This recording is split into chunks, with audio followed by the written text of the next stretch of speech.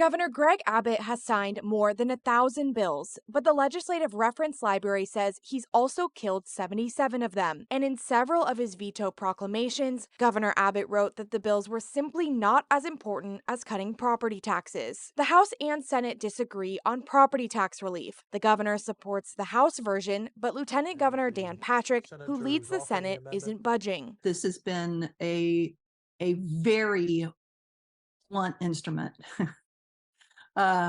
Taking out bills that had nothing to do with property tax mechanisms. Austin area Senator Sarah Eckhart was one of many lawmakers impacted by the cuts. Her nixed bills sought to improve Texas's education system and appraisal review boards. We've gotten into a habit among leadership, and it's not just Governor Abbott, a habit of political retribution rather than doing the hard work of governance. The governor also killed a bill that would help more Texas police departments receive accreditation. The bill was crafted after the botched police response in Uvalde last year. The bill's author, Senator Phil King of Weatherford, said on Twitter he's disappointed a bill to improve public safety was vetoed. The governor's school choice plan also didn't pass, so he used that as an excuse to veto other bills. Abbott says the bills he vetoed can be reconsidered at a future special session as long as his school choice plan passes.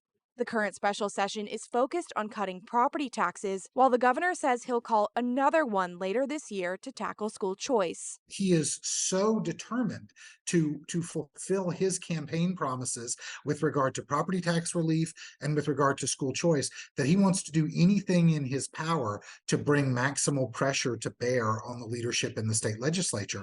But Lieutenant Governor Dan Patrick said on a radio show Monday that the governor's vetoes upset members and didn't force a deal on property taxes. On Twitter, Patrick wrote in part, he is telling the House and Senate to work together on property taxes while vetoing legislation that the House and Senate worked on together. Senator Eckhart says the bills that were vetoed will likely be refiled in a future session, but they'll have to go through the entire legislative process again. For Capitol Tonight, I'm Charlotte Scott. Thanks for watching our YouTube channel, and for more refreshing stories about your community, click the subscribe button right over here. You can also download our Spectrum News app to get live news coverage, weather alerts, and more wherever you are.